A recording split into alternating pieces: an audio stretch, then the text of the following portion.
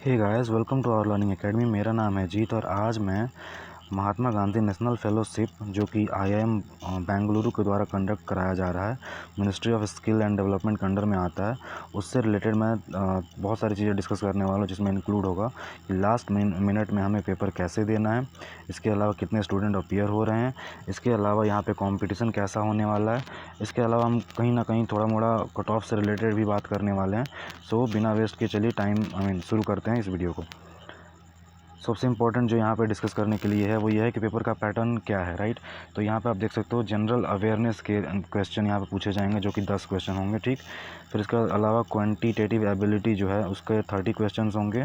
इसके अलावा data interpretation and logical reasoning, इसके भी 30 क्वेश्चन पूछे जाएंगे। और verbal ability and reading comprehension के 30 क्वेश्चन पूछे जाएंगे।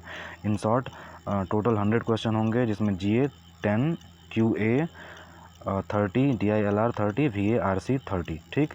इसके अलावा अगर मैं देखूं टोटल वैकेंसी कितनी है, टोटल वैकेंसी बहुत ही अच्छी है यहाँ पे दोस्तों।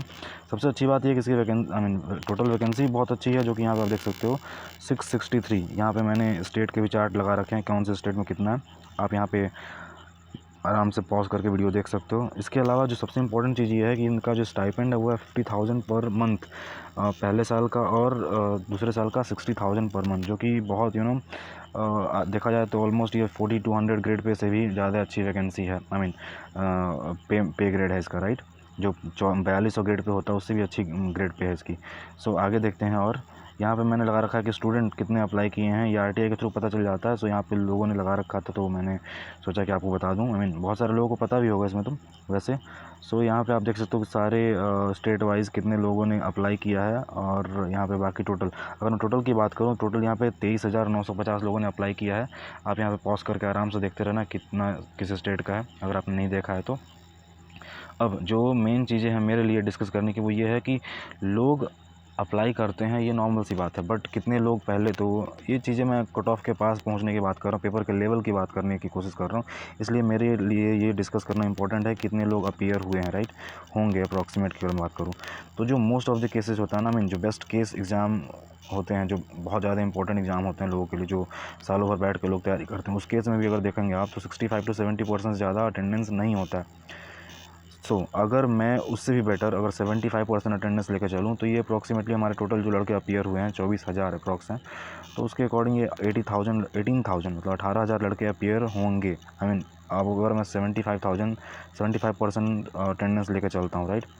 और लेकिन इतना नहीं होने वाला ये, मैं एकदम कंफर्म के दावे के साथ कह सकता हूँ कि ये इतना अटेंडेंस नहीं होने वाला। रीज़न क्या है, एक तो सेंटर इनके बहुत कम है, लोगों ने अप्लाई कर दिया लेकिन उनको पता चला 1000 किलोमीटर ट्रैवल करना पड़ रहा है एग्ज़ाम सेंटर के लिए। दूसरा, कोविड सिचुएशन चल ही रहा है। तीसरा, ये जॉब परमानेंट नहीं है, सबको पता है। और एक और बुरी चीज़ जो है इसमें वो ये है कि अगर आपको बीच में जॉब छोड़ना पड़ेगा तो आपको पूरे वो पैसे, पता चला आपने 1 साल बाद इसको जॉब छोड़ दिया आपने इस जॉब को, तो आपको 1 साल के पूरे पैसे वापस करने पड़ेंगे। तो कुछ चीज़ें हैं जो इसकी वजह से बहुत सारे लोग इस एग्ज़ाम को देना प्रेफर नहीं करेंगे। बहुत सारे लड़के देंगे भी, मैं ये उस मामले में बात कर रहा हूँ। सो इस केस में मैं ये कह सकता हूँ कि जो अटेंडेंस होगा वो कम होगा। 65 to 70% के अराउंड ही होगा।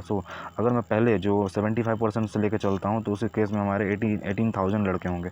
हमने अगर 18,000 को 663 से डिवाइड किया तो 27 स्टूडेंट पर सीट आ रहा है, ठीक।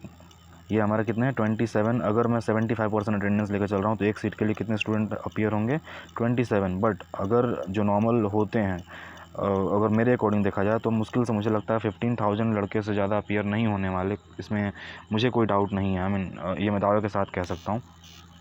उस केस में अगर मैं इसको टोटल वैकेंसी से डिवाइड करता हूँ जो कि 663 है, तो कितना आएगा, 22 स्टूडेंट पर सीट आएगा। और दूसरी चीज़ मैं ये बता दूँ कि ये एग्ज़ाम अगर देखा जाए तो इन कंपेयर टू आप SSC दो या CG बैंकिंग दो, तो उसमें अगर आप डिवाइड करना total student appeared by total number of seats, तो आपको पता चलेगा कि उस एक सीट पे ऑलमोस्ट 500 लोग होते हैं। कहाँ 500 लोग एक सीट के लिए, और कहाँ पे 27 और 22 सीट इस तरीके से हैं। ये एग्ज़ाम कहीं ज़्यादा आसान है, कहीं ज़्यादा आसान है, इसमें कोई डाउट नहीं है। अब मैं अगर पेपर के लेवल की बात करूं तो क्योंकि ये IIM कंडक्ट कराने वाला है, पेपर टफ़ होगा। और कहीं ना कहीं मैंने कैट का एग्ज़ाम दिया है तो मुझे पता है ये पेपर उसी के लेवल का होगा, आई मीन उसी जैसा होगा, पेपर का लेवल थोड़ा सा कम होगा उनसे, बट पेपर उसी के जैसा आसपास आप कह सकते हो, राइट। इसके अलावा अगर मैं ईजीएस्ट की बात करूं तो ये एग्ज़ाम सबसे ईजीएस्ट होने वाला है, क्योंकि इसमें कंपटीशन बहुत कम होने वाला, राइट। और ये एग्ज़ाम उन लोगों के लिए संजीवनी बूटी का काम करेगा जो जो लड़के हैं ना बहुत सालों से तैयारी कर रहे हैं बट उनके एग्ज़ाम्स नहीं निकल रहे हैं, आई मीन 20-30 एग्ज़ाम दे चुके हैं। सो उनके लिए कहीं ना कहीं ये एक होता है ना कुछ ना कुछ क्या बोल सकते हैं, पीस का काम करेगा। उनको डिप्रेशन, एंग्जाइटी और जो प्रेशर वो फील करते हैं बहुत सारे एग्ज़ाम्स का फेल होने का, सो कहीं ना कहीं उनको ये एकदम थोड़ा सा रिलैक्स पोजीशन में लाएगा। और ये उन लोगों के लिए बहुत ज़्यादा इंपॉर्टेंट हो जाता है। उन लोगों को एग्ज़ाम बिल्कुल देना चाहिए, क्योंकि इसमें कंपटीशन बहुत कम है और इसमें कोई बुरा नहीं है। आई मीन अगर दूसरे तरीके से इसको देखा जाए तो आप इस एग्ज़ाम को निकालो, अगर आप इस एग्ज़ाम को ज्वाइन करो, अगर आपका कहीं अच्छा एग्ज़ाम निकल जाता है उसके बाद भी, तो आप पूरे पैसे वापस कर देना ना, क्या दिक्कत है। आपको एग्ज़ाम देना चाहिए, बिल्कुल देना चाहिए। और एक ये भी होगा ना यार, कम से कम कॉन्फिडेंट तो मिलेगा कि हाँ हमने एग्ज़ाम क्लियर किया, और वो कॉन्फिडेंट अगले एग्ज़ाम्स में बहुत काम आते हैं, ऐसा होता है। सो आपको एग्ज़ाम बिल्कुल देना चाहिए, राइट। अब जो चीज़ें नोट करने वाली हैं वो ये हैं कि क्योंकि ये आईआईएम कंडक्ट कराने वाले हैं, तो आईआईएम वालों का मैंने देखा है, जब कैट का एग्ज़ाम मैंने दिया था तो मुझे पता है कि इनकी जो इंग्लिश होगी वो लेवल अच्छी होगी, आई मीन टफ़ कह सकते हो, वन ऑफ द टफ़ कह सकते हो इन ऑल सेक्शंस। इसके अलावा जो पेपर अटेम्प्ट करने का तरीका है वो ये है कि आपको अपने स्ट्रेंथ पे फोकस करना होगा। मैं ये नहीं कह रहा कि आपको बहुत सारे क्वेश्चन अटेम्प्ट करने की ज़रूरत है, मैं ये भी बता रहा हूँ कि इसमें अगर आपने 50 से 60 question, I mean best case scenario में अगर आपने सही कर दिया तो आप आराम से क्वेश्चन आई मीन सेलेक्ट हो जाओगे, इसमें कोई डाउट नहीं है। क्योंकि एक आप देख सकते हो ना बहुत बहुत कम इसमें कंपटीशन इस स्पेशल एग्ज़ाम में, राइट। सो अगर आपने एक भी सेक्शन पर अच्छे से फोकस कर दिया, आपने स्ट्रेंथ पे अपने काम करा, पेशेंस रखा पेपर देते टाइम, तो ये आपको बहुत ज़्यादा फ़ायदा पहुँचाने वाला है। इसके अलावा आपको लूज़ होप अपना जो है ना वो लूज़ नहीं करना है। हो सकता है कि आपने जो पहला क्वेश्चन अटेम्प्ट करा वो क्वेश्चन टफ हो सकता है, इसलिए आपको ये ध्यान देना है कि आपको सिलेक्टिव मेथड फॉलो करना है। आई मीन आपको पहले होता है ना कोशिश करना है कि पेपर को 3 बार में अटेम्प्ट करें। पहली बार में एकदम जो सबसे कम टाइम में हो जाए उनको अटेम्प्ट कर लेना, लास्ट क्वेश्चन तक ज़रूर पहुंचना है। दूसरी बार थोड़े टफ और लास्ट में एकदम जब आपके पास टाइम बचे अच्छा खासा लेकिन आपसे हो नहीं रहा हो तो फिर 2-4 क्वेश्चन अटेम्प्ट करने की कोशिश करनी है, राइट। सबसे इम्पॉर्टेंट चीज़ जो इसमें है वो ये है कि आपको नेगेटिव नहीं करना है। अगर आपने थोड़ा भी कैट के लेवल का अगर आपको पता होगा तो वहाँ पे लोग कैट हो गया या फिर उसी के लेवल की अगर आप बात करें तो जैसे अगर आपने दिया हो कभी तो क्या बोल आईआईटी का एग्ज़ाम जो आप देते हैं उसमें आप लोग नेगेटिव नहीं मारते हैं। उसमें इन एग्ज़ाम्स में कोई भी नेगेटिव नहीं मारता, आप इसमें नेगेटिव मारने की कोशिश भी मत करना, ये डिज़ास्ट्रस होता है इन एग्ज़ाम्स में स्पेशली। ये एसएससी और बैंकिंग नहीं है कि 2-4 आप नेगेटिव मार दोगे तो आपको कुछ फ़ायदा मिलेगा, नहीं, आपको नहीं मारना है। आपको क्वेश्चंस कम भी अटेम्प्ट हो कोई दिक्कत नहीं है, आपको अपनी स्ट्रेंथ पे फोकस करना है और आपको क्वेश्चंस आई मीन आपके एग्ज़ाम्स निकलने के बहुत चांसेस हैं। आप देखना, मैं आई मीन मुझे कोई डाउट नहीं है इससे रिलेटेड, राइट।